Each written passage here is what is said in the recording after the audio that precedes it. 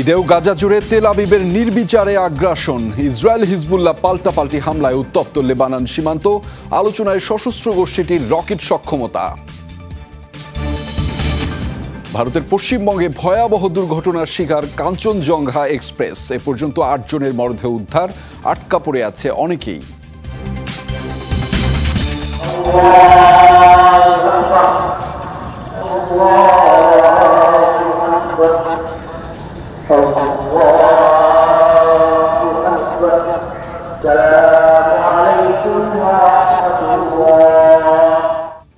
ত্যাগের মহিমায় ঈদুল আজহা উদযাপন করছেন উপমহাদেশের মুসল্লিরা, নামাজে ফিলিস্তিনিদের মুক্তি কামনায় দোয়া।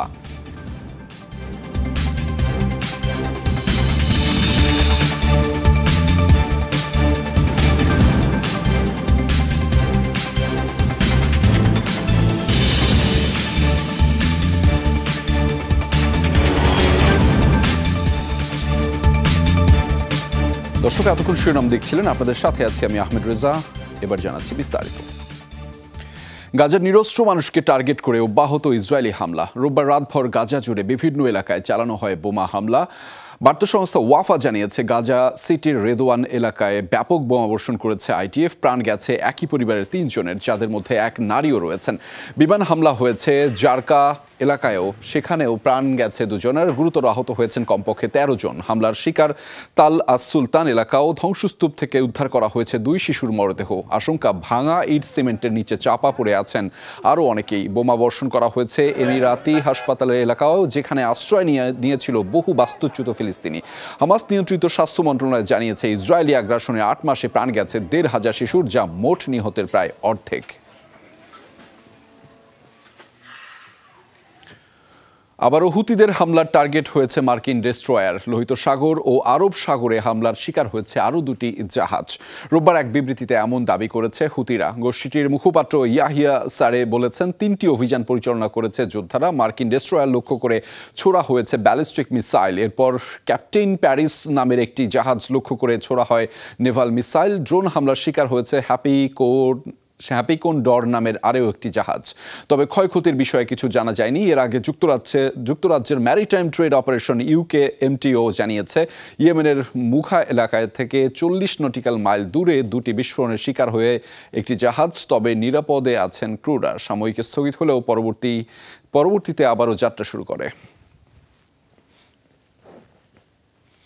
প্রায় 2 সপ্তাহ ধরে ইসরায়েলের সীমান্তে টানা রকেট হামলা চালাচ্ছে লেবাননের সশস্ত্র গোষ্ঠী হিজবুল্লাহ। একের পর এক হামলায় পুড়ছে দেশটির সীমান্তবর্তী বহু স্থান। তাই নতুন করে আলোচনায় গোষ্ঠীটির রকেট সক্ষমতা।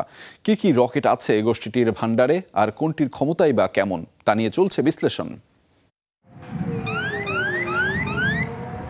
গাজায় ইসরায়েলি আগ্রাসন শুরুর পর থেকেই লেবানন ইসরায়েল সীমান্তে চলছে উত্তেজনা। গেল কদিনে যা চড়েছে আরও। প্রায় 2 সপ্তাহ ধরে হিজবুল্লাহর রকেট হামলায় পুড়ছে ইসরায়েলের উত্তরাঞ্চলের কমপক্ষে 15টি স্থান, উত্তপ্ত গোলান মালভূমিও। বৃহস্পতিবার দেশটি লক্ষ্য করে শতাধিক রকেট ছুড়েছে হিজবুল্লাহ। আগের দিনও অঞ্চলটিতে প্রায় 200 রকেট আর ড্রোন ছোড়ে গোষ্ঠীটি। তারপরেই নতুন করে আলোচনায় তাদের রকেটের ভান্ডার। কোন কোন মডেলের রকেট আছে গোষ্ঠীটির ঝোলায়? Center for Strategic and International স্টাডিজের তথ্য মতে 1,50,000-এর বেশি রকেট আর মিসাইল রয়েছে হিজবুল্লাহর, যেগুলোর বেশিরভাগই সাইজে ছোট ও বহনযোগ্য, তবে একাই সক্ষম বিস্তীর্ণ এলাকা জ্বালিয়ে দিতে। হিজবুল্লাহর ঝুলিতে থাকা সবচেয়ে ভয়ঙ্কর রকেট মনে করা হয় বুরকানকে, যা নিখুঁতভাবে আঘাত হানতে পারে 130 কিলোমিটার দূরের টার্গেটে, বহন করতে পারে 230 কেজি পর্যন্ত বিস্ফোরক। ঝুলিতে থাকা জিলজাল রকেট ধ্বংস করতে পারে 150 কিলোমিটার দূরের টার্গেট, বিস্ফোরক বহন ক্ষমতা 90 কেজি। আছে স্বল্প পাল্লার খাইবার 1, কাতিউষা এবং ফজর 3 ও 5-এর মতো রকেটও। বুধবারের হামলায় কাতিউষা রকেট ব্যবহার করেছে হিজবুল্লাহ। 7 অক্টোবরের পর থেকে ইসরায়েলে 1000-এর বেশি রকেট ও ড্রোন ছুড়েছে গোষ্ঠীটি।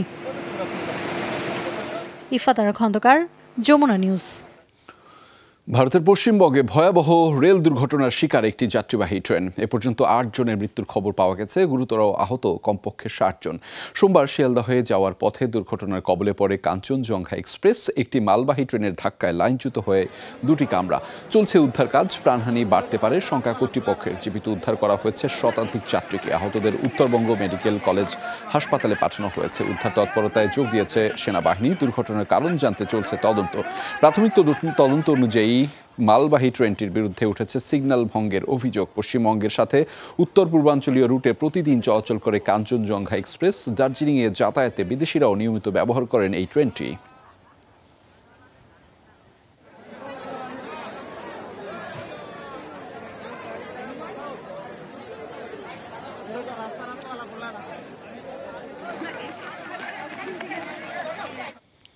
দর্শক, এই ঘটনার বিস্তারিত জানাতে চাই আপনাদের। সেটি জানাতে কলকাতা থেকে আমাদের সাথে যুক্ত রয়েছেন সহকর্মী সুকান্ত চট্টোপাধ্যায়। তার মাধ্যমে জানবো বিস্তারিত।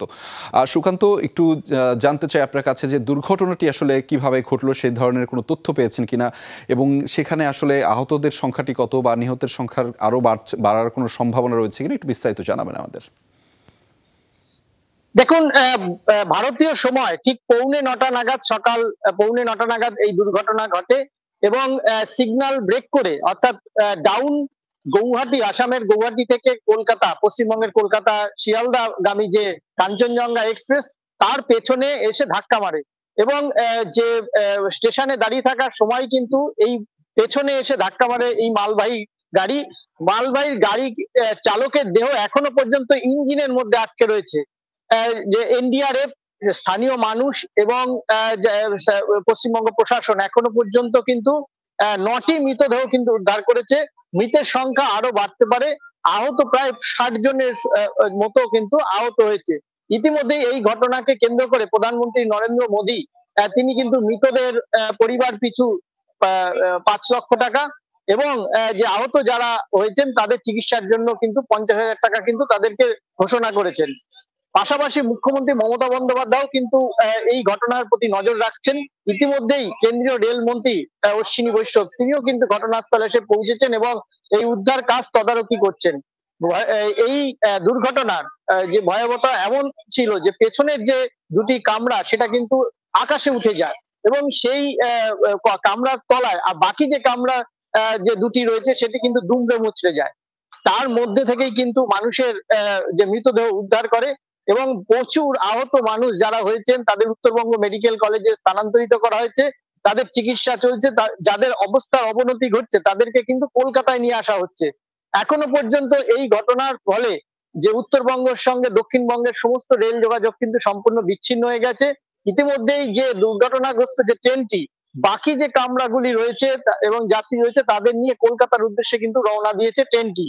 এই ঘটনার জন্য ইতিমধ্যেই রেল কর্তৃপক্ষ কিন্তু তদন্তের নির্দেশ দিয়েছেন।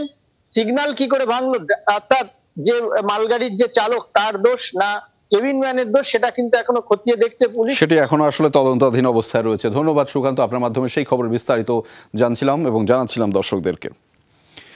ইউক্রেনের সার্বভৌমত্ব ও আঞ্চলিক অখণ্ডতার প্রতি সম্মান জানানোর আহ্বান জানিয়ে শেষ হলো সুইজারল্যান্ডের বহুল আলোচিত শান্তি সম্মেলন। সংঘাত বন্ধে মস্কো কিয়েভ আলোচনার ওপর গুরুত্ব দিয়েছেন বিশ্ব নেতারা। চূড়ান্ত ঘোষণাপত্রে দুপক্ষের যুদ্ধবন্দীদের মুক্তি ও রুশ বাহিনীর কাছে জিম্মি শিশুদের ফিরিয়ে দেওয়ার আহ্বান জানানো হয়। বিশাল কলেবরে আয়োজিত সুইজারল্যান্ডের শান্তি সম্মেলনের শেষ দিন ছিল রোববার।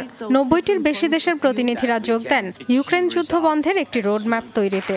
যদিও বার্গেনস্টকের আয়োজনে ছিল না খোদ রাশিয়াই, তাই সম্মেলন শেষে চূড়ান্ত ঘোষণাপত্রে সংঘাত বন্ধে জোর দেওয়া হয় মস্কো কিয়েভ আলোচনার উপরই। সমাপনী দিনের বক্তব্যে শিগগিরই ইতিবাচক ফলাফল আসবে বলে আশাবাদ জানান ইউক্রেনের প্রেসিডেন্ট ভলোদিমির জেলেনস্কি। বলেন, জাতিসংঘ সনদের কার্যকারিতা প্রমাণ করবে ঐক্যবদ্ধ বিশ্ব। প্রথম শান্তি সম্মেলনে 3টি বিষয় বিস্তারিত আলোচনা হয়েছে: পারমাণবিক নিরাপত্তা, খাদ্য নিরাপত্তা ও বন্দি বিনিময়। এর মধ্যে রাশিয়ার কাছে বন্দি শিশুদের ফিরিয়ে দেওয়ার বিষয়টিও আছে। সম্মেলন শেষেও একসাথে কাজ করে যাওয়ার আহ্বান জানিয়েছি নেতাদের। আমি আত্মবিশ্বাসী সম্মিলিত প্রচেষ্টায় একটি ইতিবাচক ফল আসবে। চূড়ান্ত ঘোষণাপত্রে গুরুত্ব দেয়া হয় যে কোনো দেশের সার্বভৌমত্ব, স্বাধীনতা ও আঞ্চলিক অখণ্ডতার উপর। পুতিন যুদ্ধ শেষ করতে আগ্রহী নন, তিনি আত্মসমর্পণে বাধ্য করতে চান। এমনকি যেসব এলাকায় তাদের নিয়ন্ত্রণ প্রতিষ্ঠাও হয়নি সেসব অঞ্চলের কর্তৃত্ব চান। ইউক্রেনকে নিজ ভূমি থেকেই সেনা সরিয়ে নিতে বলছেন। কোনো দেশই এসব শর্ত মানবে না। আমাদের লক্ষ্য স্থায়ী শান্তি। এই শান্তি সম্মেলন কেবল ইউক্রেনের সংঘাত বন্ধে নয়, বরং বিশ্বের সব দেশের সুরক্ষা ও আন্তর্জাতিক আইন মেনে চলার বিষয়ে ঐক্যের একটি প্রচেষ্টা। এই মুহূর্তে বিশ্বের অন্যতম রণক্ষেত্র ইউক্রেন, তাদের পাশে দাঁড়ানো উচিত সবার। সমাপনী ঘোষণাপত্রে অবশ্য স্বাক্ষর করেনি সৌদি আরব, ভারত, দক্ষিণ Africa, Thailand, Indonesia, Mexico, Brazil ও সংযুক্ত আরব আমিরাত। পরবর্তীতে আবার শান্তি সম্মেলন আয়োজনের পরিকল্পনার কথা জানিয়েছেন প্রেসিডেন্ট জেলেনস্কি। ডরথি দাস্ট্রিন, যমুনা নিউজ। ত্যাগের মহিমায় উদ্ভাসিত হয়ে ঈদুল আজহা উদযাপন করেছেন উপমহাদেশের মুসল্লিরা। আল্লাহর সন্তুষ্টি লাভের আশায় ইন্দোনেশিয়া, মালয়েশিয়া, ভারত, পাকিস্তান সহ পূর্ব ও দক্ষিণ এশিয়ার দেশগুলোর মানুষ পশু কুরবানি দিচ্ছেন। ঈদের নামাজে ফিলিস্তিনিদের উপর ইসরায়েলি আগ্রাসন বন্ধে দোয়াও করা হয়। বিশ্বের সবচেয়ে বড় মুসলিম দেশ ইন্দোনেশিয়া। সবচেয়ে বড় জামাত অনুষ্ঠিত হয় রাজধানী জাকার্তার আল আজহার মসজিদে। ঈদ জামাতের আগেই কানায় কানায় পূর্ণ হয়ে যায় মসজিদ প্রাঙ্গণ। এছাড়া দেশের অন্যান্য মসজিদ ও মাঠে অনুষ্ঠিত হয় ঈদ জামাত। এ সময় ফিলিস্তিনিদের জন্য দোয়া করেন মুসল্লিরা।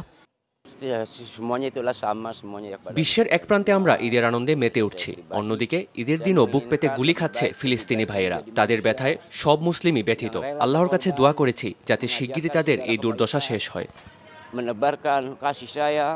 নামাজ শেষে আল্লাহর সন্তুষ্টি লাভের আশায় পশু কোরবানি দেওয়া হয়। ত্যাগের মহিমায় ঈদ উদযাপিত হয়েছে ভারতেও। বরাবরই ভারতের সবচেয়ে বড় ঈদ জামাত হয় নয়াদিল্লির জামে মসজিদে। প্রচণ্ড দাবদাহ উপেক্ষা করেই নামাজে সমবেত হন লাখো ধর্মপ্রাণ মুসল্লি। পাকিস্তানেও যথাযথ ভাবগাম্ভীর্যে উদযাপিত হচ্ছে ঈদুল আজহা। করাচিতে অনুষ্ঠিত হয় সবচেয়ে বড় জামাত। এক কাতারে ঈদের জামাতে শরিক হন হাজার হাজার মুসল্লি। গাজাবাসীর পাশে দাঁড়াতে সব মুসলিমদের এক হতেও আহ্বান জানান তারা। ফিলিস্তিনিরা আমাদের ভাই, ওরা বহু কষ্টে আছে, কিন্তু আরব বিশ্ব নির্লজ্জের মতো চুপ করে আছে। নিজেদের রাজনৈতিক স্বার্থ উদ্ধারে ব্যস্ত সবাই, সেই কাতারে হয়তো আমরাও পড়ি। এছাড়া মালয়েশিয়া, জাপান, হংকং সহ দক্ষিণ ও দক্ষিণ পূর্ব এশিয়ার বিভিন্ন দেশে উদযাপিত হচ্ছে ঈদ। এশিয়া ছাড়াও দক্ষিণ আফ্রিকা, অস্ট্রেলিয়া, মধ্যপ্রাচ্যের দেশ ওমান সহ বিশ্বের বেশ কয়েকটি দেশে চলছে ঈদ উৎসব। ঈদকে ঘিরে সব স্থানেই জোরদার করা হয়েছে নিরাপত্তা ব্যবস্থা। Ifatara Khandaker, Jamuna News. Hamas Israel সংঘাত শুরুর পর যুক্তরাষ্ট্রে গেল ৮ মাসে আশঙ্কাজনক হারে বেড়েছে ইহুদি বিদ্বেষ ও ইসলাম ফোবিয়া। রোববার ঈদুল আজহা উপলক্ষে দেয়া এক ভাষণে এ তথ্য জানিয়েছেন মার্কিন ভাইস প্রেসিডেন্ট কমলা হ্যারিস। বলেন, ৭ অক্টোবরের পর থেকে যুক্তরাষ্ট্রের মুসলিমদের অনেক বেশি বিদ্বেষ সহ্য করতে হয়েছে, যা কাম্য নয়। এর সমাধানে চেষ্টা করে যাচ্ছে বাইডেন প্রশাসন। মূলত হামাস ইসরায়েল সংঘাতই এই বিদ্বেষ বাড়ার কারণ। সংঘাত থামাতে সর্বোচ্চ দিয়ে চেষ্টা করছে ওয়াশিংটন। কোনো পক্ষের স্বার্থ যাতে উপেক্ষিত না থেকে যায় তা নিশ্চিতের কাজ করছে মার্কিন প্রশাসন। এ সময় গাজার বেসামরিক নাগরিকদের জন্য দুঃখ প্রকাশ করেন কমলা হ্যারিস। ইসরায়েল হিজবুল্লাহ উত্তেজনা নিয়ে আলোচনা করতে ইসরায়েল সফরে যাচ্ছেন হোয়াইট হাউসের প্রতিনিধি দল। সোমবার তাদের তেল আবিবের পৌঁছানোর কথা রয়েছে বলে জানিয়েছে হোয়াইট হাউস। জানানো হয়, হিজবুল্লাহ ইসরায়েল দ্বন্দ্ব নিরসনে নেতানিয়াহু প্রশাসনের সাথে কার্যকরী আলোচনা করবেন তারা। পুরো মধ্যপ্রাচ্যে যুদ্ধ ছড়িয়ে পড়ুক তা যুক্তরাষ্ট্র চায় না, এমনটাও জানিয়েছেন হোয়াইট হাউস। গাজায় ইসরায়েলি আগ্রাসন শুরুর পর থেকেই বেশ সরব প্রতিবাদ জানিয়ে আসছে হিজবুল্লাহ। ৮ মাস ধরেই উত্তেজনা চলছে লেবানন ইসরায়েল সীমান্তে। গেল কয়েকদিন ধরে যা বেড়েছে কয়েক গুণ। হিমালয়ে বরফে ঢাকা শ্বেত শুভ্র পাহাড়ের ডাকে প্রতি বছর সাড়া দেন গোটা বিশ্বের হাজার হাজার পর্বতারোহী। কঠিন এই যাত্রাপথে জমে টনকে টন ময়লার স্তূপ। এসব আবর্জনা সরানোর ঝুঁকিপূর্ণ কাজ করতে গিয়ে প্রায় দুর্ঘটনার শিকার হন শেরপারা।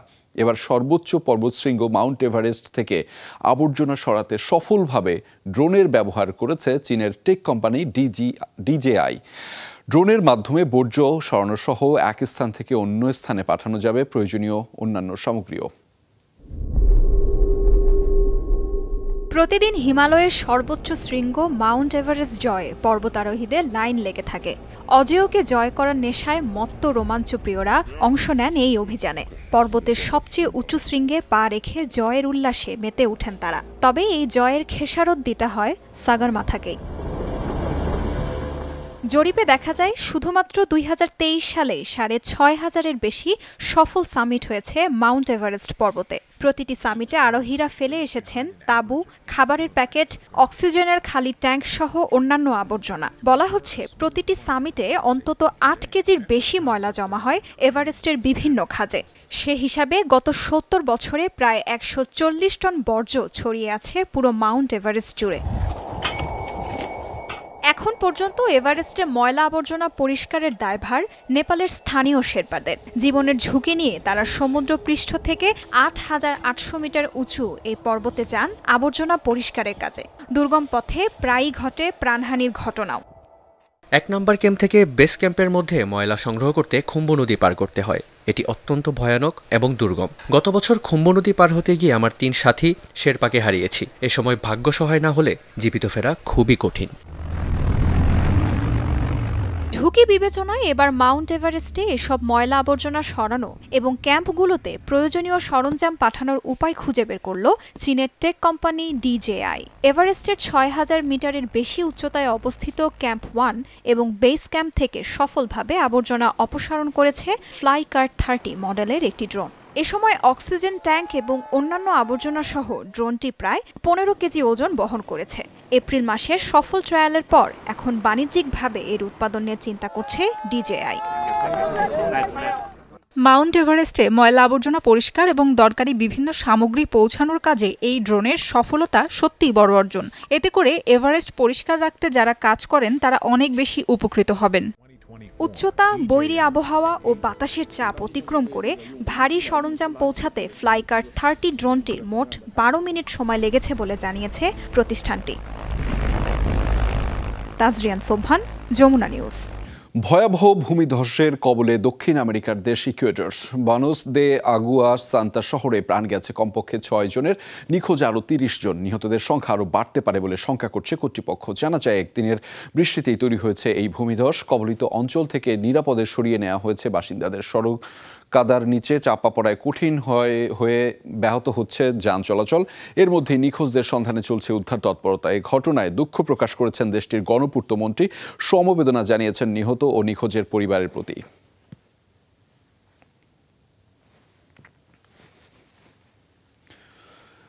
একের পর এক প্রাকৃতিক দুর্যোগে বিপর্যস্ত ক্যালিফোর্নিয়া। টানা ঝড়ের পর এবার ভয়াবহ দাবানলের কবলে যুক্তরাষ্ট্রের পশ্চিমাঞ্চলীয় অঙ্গরাজ্যটি। শনিবার রাত থেকে লস অ্যাঞ্জেলসের গরবান এলাকায় ছড়িয়ে পড়েছে দাবানল। একদিনেই পুড়ে গেছে 12,000 একর।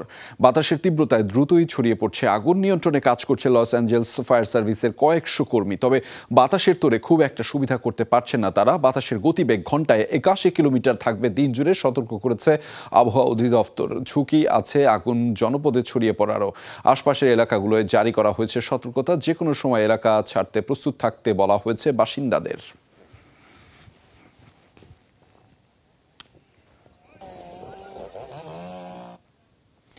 দর্শক, এই ছিল যমুনা আইডেস্কে। এতক্ষণ সাথে থাকার জন্য সবাইকে ধন্যবাদ।